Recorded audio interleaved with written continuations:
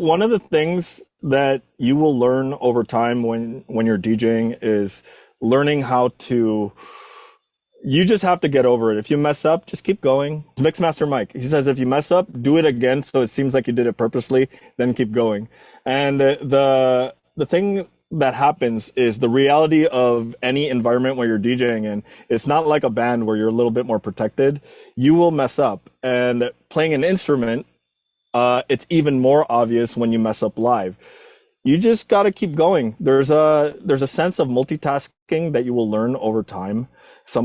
I've had somebody while I was playing keyboard live make a request, and it was during a time where I was doing a keyboard solo, and they were down below on the stage, and I was trying not to like be rude about it, and thankfully I didn't end up kicking them, but you kind of have to learn how to just go with the flow when you make a mess up. The best thing to do is just keep going like it didn't happen. And sometimes I know DJs can get really caught up if they do that one little train wreck and they think everybody heard it. And yeah, your first train wreck or your first big train wreck can mess up your night. And what you learn over time is as soon as you play that song and you're doing fine after that, everybody there forgot about it. And it's good to just learn to forget about it yourself and just keep going. And that one little moment doesn't define your overall moment.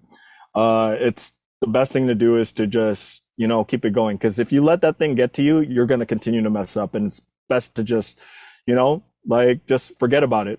In these days, when there's sometimes skepticism whether a DJ is actually DJing live or miming along to a recording, mess ups are Mhm. kind of proof that you're doing it live. Yeah, So it's I just organic. laugh it off that way. Yeah, Other sometimes when you're listening to a mix, you're listening to those small imperfections where you hear them pitch bending just to know they're live. And I've noticed that even big DJs, like in festivals, because one of my jobs as an instructor at Digital DJ Tips is to break down live mixes. Before, big DJs would sound super, super perfect with their beat matching. And now I'm catching big names sounding a little bit more organic because, well, now that there's a microscope on them, I think that's why they do it. But it's kind of nice to see that, like, the imperfections are there because you know that it's live. No two sets should ever sound, computer perfect unless you're making a mix album or something. Hi, that was really amazing. I have a couple questions. The first one, if you are using a synth or drum machine and you want to get some MIDI clock out of your DJ setup to sync things up, is that something that's possible at all, or you have to do it by ear? The way I do my set is I like to play it as just no sequence, no live, just completely like playing it as I go. And that's just my style. But as far as sequencing, that's something that and setting up a MIDI clock to match your tempo on the DJ software. That's something actually possible. You know who is a great person to ask that is actually Drew. Yeah, he's right here. Both Rekordbox and Serato have Ableton Link capability. However, though, their capabilities when using Ableton Link are vastly different. A piece of hardware as Ableton Link, Rekordbox can only follow that, whereas Serato is capable of actually acting as the takeover for Ableton Link. Serato also has something called TR Sync, which basically allows you to take a Roland drum machine, specifically a Roland TR8 or TR8S, plug it in, and you can actually get MIDI clock that you can use for all the gear that you have hooked up. Thirdly, there's a number of different Raspberry Pi based projects, or just really any like ARM SBC that you can think of. Essentially, build a MIDI clock / Ableton Link bridge, which can basically just act as kind of an intermediary between all of your pieces of gear. Now, if you have a powerful enough computer, you can also run the Ableton Live in the background. However, depending on if you're running Serato and Ableton at the same time and what you have going, results may vary. So I'm always a big proponent of running an external translator / intermediary for Ableton Link and MIDI clock. If you're using standalone gear like with Pro DJ Link, like the XDJ XZ, you can also either use show control / beat control, which is the much more reasonably priced version, to get MIDI clock / Ableton Link off of the CDJ, and then there's also a couple samplers that Pioneer DJ makes that sync with Pro DJ Link.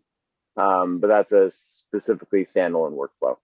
XCJ RX3 doesn't do that? No, RX3 only It doesn't uses have the Ethernet. a Pro DJ link out. Exactly, the Ethernet port specifically for sharing of music. Sounds like all of them require a little bit of work to make things, match together. But yeah, makes sense. It's been done since the beginning. Like, I mean, Grandmaster Flash did it back in the day.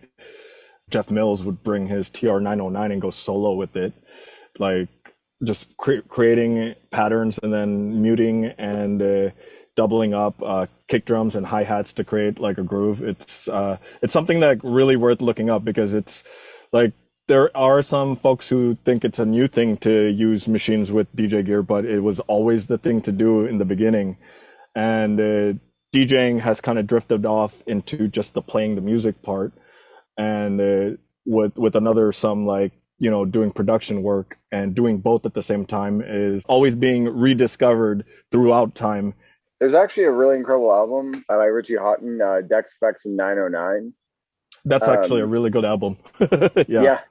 Essentially, Richie Houghton just does an entire DJ set with a couple of turntables, TR-909 and effects. And what's just utterly fascinating is that there are large portions that are literally just the drum machine and effects on top of it. There's no synchronization between any of them. Oh, because no. it's using turntables.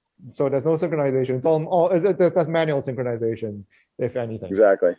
That was during the early days when people would experiment with synchronization. I remember the first Roland DJ mixers would have MIDI on it. It tapped into the BPM reader, which would read from the vinyl or the CD and somehow match it when you're using like an SP202. In the early days of like DJ mixers with BPM counters, they basically had a really rudimentary downbeat detection based auto BPM. Wasn't that great on any of them. No, it was terrible. Yep. But what was cool about though was that you could actually tap the BPM, and then it would basically provide a BPM clock that you could just use to sync any other gear. All sorts of tricks like basically tap up a little bit and then basically tap back down to basically speed up or slow down the MIDI clock to basically get back in sync. Because of the fact that most drum machines don't have any sort of nudge backward and forward, your DJ set basically inherently has to follow what you're playing. So that is, if you have to basically pitch bend up or down on your decks as opposed to speeding up or slowing down your drum machine. The machine has to be the master. Exactly. And you can't pitch bend or up or down a drum machine except for in a few rare cases. Sorry, another question. This one is a bit more basic. So I just recently started using Pioneer gear, and I noticed there's two modes for EQ, the isolator and non-isolator. And I was wondering how you use those different two modes. And then also with the introduction of stems, how has that changed the way you use the EQ to mix in songs and blend them together? I really like using isolator mode because it does a full kill. The mentality I used to have was, well, I have the EQ mode if I have the kill, because the kill just turns it all the way to shut, while EQ mode only brings you to -26. Now, I recently learned that on certain DJM mixers, the EQ mode is also a different cutoff frequency for each EQ. I know that when DJs are doing house music blending, they like the subtlety of the -26, and I can totally get that. I still prefer the full kill because I have more, I have more options that way. Now, if I come across a piece of gear that's -26, it doesn't mean I can't use it. I just use it the same way. And I know some DJs are more particular about their EQ. I don't think I'm a person who is. Now with the isolator mode using the Flex 10, I noticed that when I'm in isolator mode, I'm not really messing with the EQ. I'm not going back and forth. I like to just, if I'm going to drop some drums, I'm just going to drop my drums. I'm not going to think about the EQ because I don't want to go back and forth between isolator and the EQ. So, but I know there's other DJs like Drew once again who likes to carve out and EQ his isolated stem part, especially with vocals, because I know that sometimes vocals can be really bright when you isolate them. So it just depends on your taste. It's definitely, when it comes down to it, it's just a taste factor. When I'm using the stem isolator, the parse isolator, I'm just on that. When I'm using the EQ, I'm only using the EQ. So I have a question just about the gear that Pioneer's been releasing. I know that the Opus Quad came out recently, and the XDJ XZ was discontinued. I'm just curious to know, like, if you see the new gear, like the Opus Quad, as like a replacement for that, or like where you see the industry going with regards to higher upper end gear like that. First thing is the XZ is not discontinued, and the Opus Quad is not a replacement for the XZ. It's actually in a lane of its own that's separate from the XDJ line. The Opus Quad is kind of an interesting product in that it's an opportunity to sort of do new things.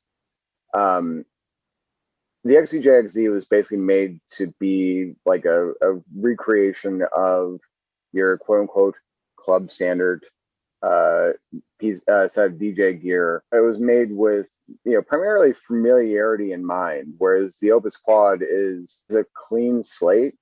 DJ gear is interesting in that it doesn't have a set of ancestors in terms of instruments. The turntable is a postmodern instrument. It's an object that was adapted into being an instrument, but it was never intended to be an instrument in and of itself. Less than 50 years, somehow DJ gear has already started having a lot of established rules, and people have workflows they're familiar with. And so with the Opus Quad, it was the opportunity to sort of rethink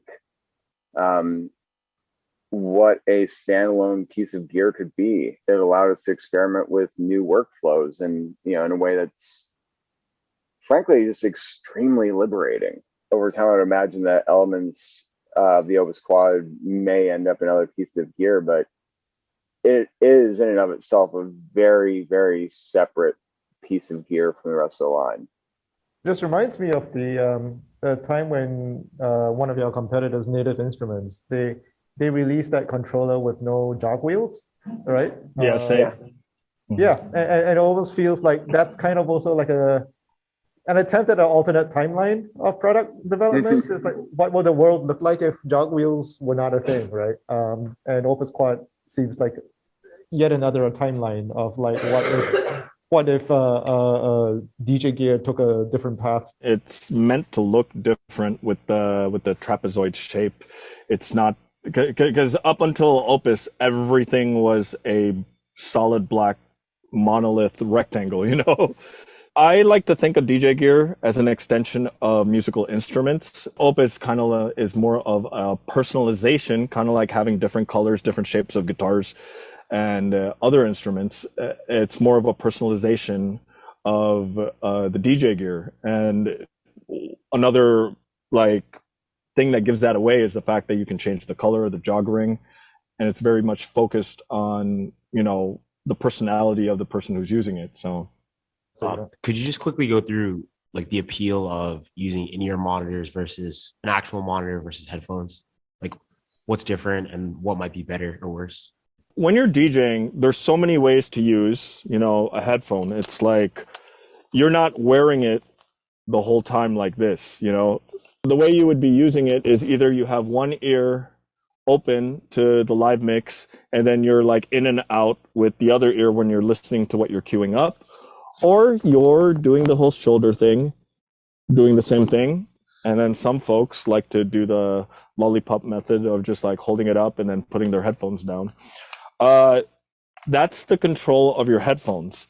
With in-ear monitors, you can hear the master a lot more clear because you're kind of isolating the outside.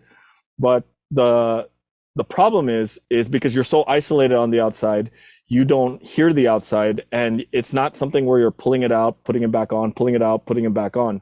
They kind of just stay there. And then I know some in-ear monitors let you hear the transparency. So it's really a preference. You hear more with the in-ear monitors, but you don't have the flexibility of going in and out of the hearing the master and the acoustics of the room. Some folks, like especially folks who like to scratch and they really want to not be distracted by the acoustics of the room, they prefer the in-ear monitor so they hear the pure audio without any distractions of what they're doing.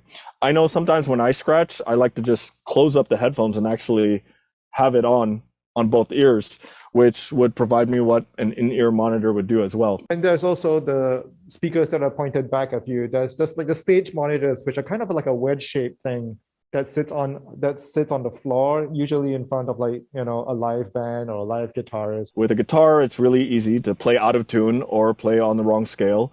And you want to be able to hear that. And you also want to be able to hear your sound balancing. The one phenomena that happens when you're playing an instrument is you want to hear yourself more.